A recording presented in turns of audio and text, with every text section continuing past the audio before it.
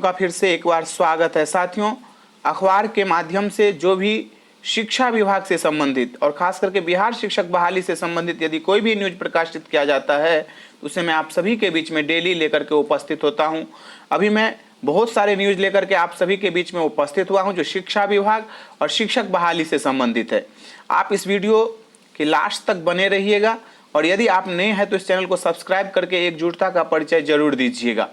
साथियों, bell icon की button को दबाना बिल्कुल मत भूलिएगा क्योंकि जो भी वीडियो मैं अपलोड करता हूं आप तक पहुंचनी चाहिए। शिक्षकों के 3 लाख से अधिक पद रिक्त पर बात गुणवत्तापूर्ण शिक्षा की। बिन शिक्षक कैसे पढ़ेगा बिहार, यह है बड़ा सवाल। कुछ जिलों में विद्यालय भवन का भी है अभाव। बहुत ही अच्छी बात है, इस तरह से न्यूज प्रकाशित करके बिहार सरकार का ध्यान जो है वो इस पे आकर्षित करना चाहिए। ये पटना से न्यूज आ रही है। शिवम प्रियदर्शी, जब शिक्षा की बात होती है तो वहाँ शिक्षकों की बात भी होती है। बिना शिक्षक के शिक्षा दे पाना संभव नहीं है। वर्तमान में अगर हम बात करें तो बिहार में शिक्षकों की कमी एक अहम मुद्दा है। सरकार गुणवत्तापूर्ण शिक्षा की भले ही लाख दावे कर ले, लेकिन बिना शिक्षक के गुणवत्तापूर्ण शिक्षा दे पाना संभव नहीं है। आज बिहार में विद्यालय में पढ़ने के लिए बच्चे नामांकित तो हैं, लेकिन पढ़ाने के लिए शिक्षकों का अभाव है। यह ही कुछ जिलों में विद्यालय भवन भी नहीं है। राज्य के विद्यालयों में शिक्षकों की वर्तमान स्थिति। बिहार शिक्षा परियोजना की रिपोर्ट के अनुसार बिहार में विद्यालयों की संख्या पर बात करें तो 41,762 प्राथमिक विद्यालय और 26,523 मध्य विद्यालय जो 1 से 8 तक के हैं एवं 261 केवल मध्य विद्यालय हैं बिहार में और 3,276 विद्यालय पर सिर्फ 1 शिक्षक, 12,507 विद्यालय पर 2 शिक्षक, 10,595 विद्यालय पर 3 शिक्षक और 7,170 विद्यालय पर 4 शिक्षक, 4,366 विद्यालय पर 5 शिक्षक और 3,874 विद्यालय पर जहां पर 5 शिक्षक से अधिक शिक्षक कार्यरत है। यानी कुल मिलाकर देखा जाए तो 3,874 विद्यालय में ही शिक्षकों की स्थिति ठीक ठाक है। पूरे बिहार की बात करें तो बहुत ही दयनीय स्थिति है। 8,004 ऐसे विद्यालय हैं जहां शिक्षक छात्र का अनुपात 100 से ज़्यादा है, जबकि पूरे बिहार राज्य का शिक्षक छात्र अनुपात 57 है। सीतामढ़ी जिले में शिक्षक छात्र का अनुपात 75 है, तो वहीं नालंदा जिले के शिक्षक छात्र का अनुपात जो है वो 42 है। राज्य में 2007-8 में विद्यालयों की संख्या 66,627 थी, जो कि 2015-16 में बढ़ करके 70,934 हो गई है। ये रिपोर्ट 2015-16 के यूनिफाइड राज्य शिक्षा सूचना प्रणाली के अंतर्गत है। अब बात करते हैं विद्यालय में नामांकित बच्चे की। तो सत्र 2021 और 22 के दौरान कुल 32,08,503 बच्चे का नामांकन हुआ है, लेकिन अब इन बच्चों को बिन शिक्षक के शिक्षा कैसे मिलेगा। राज्य में कुल शिक्षकों की संख्या जो है वो 3,83,176 है। ये बिहार सरकार के 2015-2016 के डाटा के अनुसार है। इसके बाद ना तो डाटा जारी हुआ है और ना ही शिक्षकों की बहाली हुई है। एक समय था बिहार शिक्षा के मामले में अग्रणी हुआ करता था। नालंदा जैसे प्राचीन विश्वविद्यालय ने देश विदेश के लोगों को शिक्षित किया, लेकिन आज शिक्षक के अभाव में बिहार खुद ही पीछे है। आरटीए एक्ट 2008 के तहत कक्षा 1 से 8 तक की शिक्षा को मौलिक अधिकार में शामिल किया गया, लेकिन आज सरकार बच्चों के मौलिक अधिकार का हनन कर रही है। बिहार के बच्चों को आखिर कब तक शिक्षक नसीब होगा, इस सवाल का जवाब बिहार सरकार और शिक्षा विभाग को देना ही होगा। बहुत ही महत्वपूर्ण न्यूज प्रकाशित किया है। इस तरह से जो है मुहिम चलाया जा रहा है, खास करके बिहार शिक्षक बहाली को लेकर के। राज्य में शिक्षकों का अभाव है, फिर भी सरकार मूक दर्शक बनी हुई है। इस स्थिति को देखते हुए बिहार के युवाओं द्वारा एक मुहिम भी चलाई जा रही है, जिसका नाम बिन शिक्षक के पढ़ रहा बिहार है। इस मुहिम की शुरुआत बिहार प्रारंभिक शिक्षक नियोजन फेसबुक पेज के फाउंडर सौरभ कुमार द्वारा किया गया। सौरभ ने बताया है कि जब हमने बिहार के विद्यालयों में शिक्षकों की स्थिति का जायजा लेना शुरू किया तो शिक्षकों की कमी को देखकर दंग रह गया कि जब रिक्त पद है तो सरकार समय पर बहाली क्यों नहीं करती है? समय वैसे देखा जाए तो बहुत ही बीत चुका है।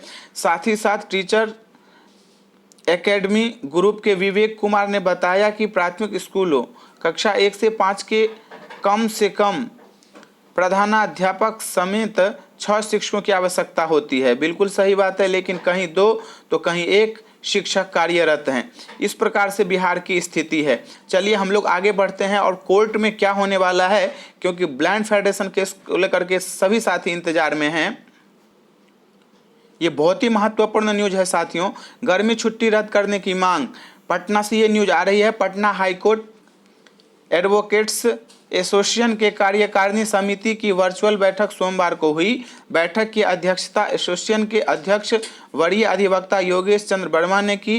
विचार विमर्श के बाद यह निर्णय लिया गया है कि एसोसिएशन हाईकोर्ट प्रशासन से यह आग्रह करेगा कि बड़े पैमाने पर लंबित मुकदमों को देखते हुए आगामी 24 मई से पटना हाईकोर्ट की होने वाली ग्रीष्मकालीन अवकाश को रद्द करके वर्चुअल मोड में ही सभी प्रकार के मुकदमों की सामान्य तौर पर सुनवाई की जाए।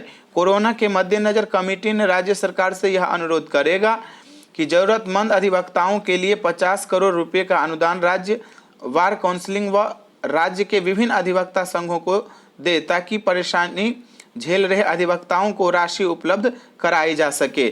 तो अच्छी बात है, यदि कोर्ट बंद नहीं होती हैं तो बहुत अच्छा होगा। ब्लाइंड फेडरेशन केस की सुनवाई जल्द से जल्द हो जाए, जिससे कि बिहार शिक्षक बहाली जो रुकी हुई है वो आगे की तरफ बढ़े।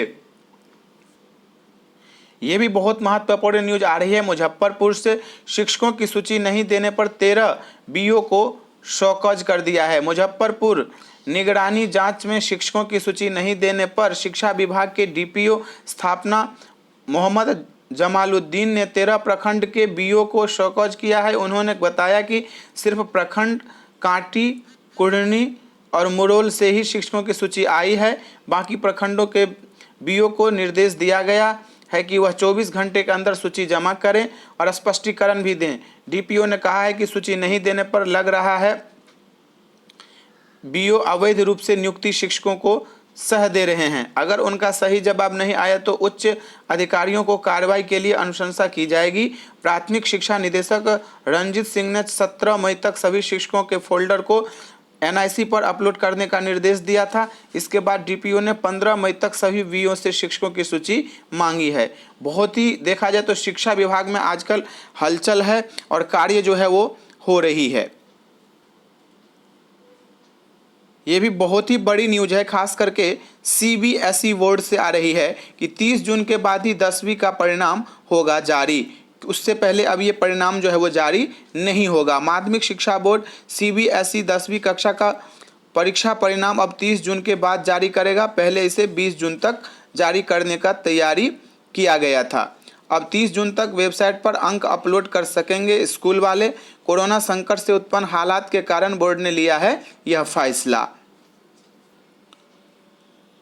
साथियों, ये बेगूसराय से न्यूज आ रही है। लगातार शिक्षकों को बर्खास्त किया जा रहा है। आप देख सकते हैं कि फर्जी प्रमाण पत्र में 39 शिक्षकों का नियोजन होगा रद्द।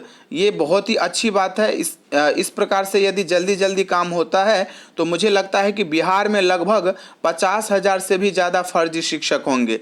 और इस प्रकार से यदि शिक्षा विभाग कार्य करती है तो जो हमारे युवा अभी बेरोजगार बैठे हुए हैं उनके लिए बहुत ही अच्छा होगा कि उनको नौकरी मिल जाएगी। शिक्षा विभाग के द्वारा सख्त आदेश जो है वो दिया गया है कि पोर्टल पर कागजात नहीं अपलोड करने वाले नियोजित शिक्षक जो है वो नपेंगे और उनके ऊपर में क्या होगा तो कार्रवाई होगा।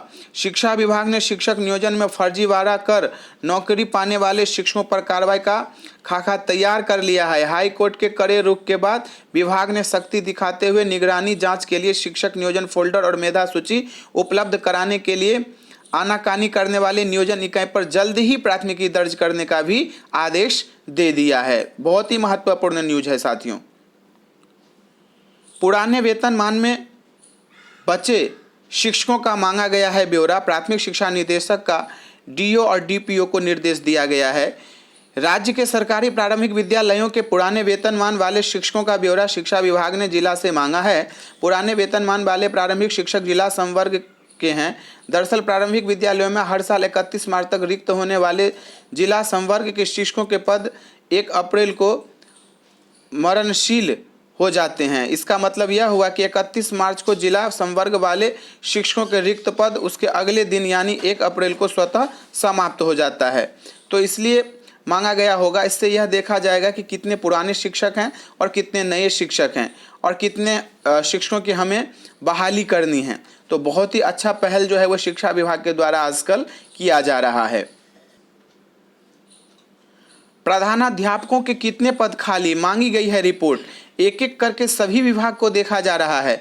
राज्य के राजकीय, राज्यकृत एवं परियोजना माध्यमिक एवं उच्च माध्यमिक विद्यालयों के प्रधानाध्यापकों एवं सहायक शिक्षकों की रिक्तियों का शिक्षा विभाग ने जिलों से ब्यौरा मांगा है। इसके लिए जिला शिक्षा पदाधिकारी एवं जिला कार्यक्रम पदाधिकारियों माध्यमिक शिक्षा बोर्ड को शिक्षा को 2 दिन के मोहलत दी गई है। इस बाबत माध्यमिक शिक्षा की उपनिदेशक नीता कुमारी पांडे द्वारा राज्य के सभी जिलों के जिला शिक्षा पदाधिकारियों एवं जिला कार्यक्रम पदाधिकारियों माध्यमिक शिक्षा को निर्देशित किया गया है। बहुत ही अच्छी पहल की जा रही है शिक्षा विभाग के द्वारा। साथियों, इस प्रकार से मैंने आप सभी को जो भी महत्वपूर्ण न्यूज था बिहार शिक्षक बहाली से संबंधित और खास करके शिक्षा विभाग से संबंधित सभी न्यूज से अवगत कराया। आप इस वीडियो को ज़्यादा से ज़्यादा शेयर कीजिएगा। अभी के लिए इतना ही, फिर मिलते हैं अगले वीडियो में। धन्यवाद साथियों।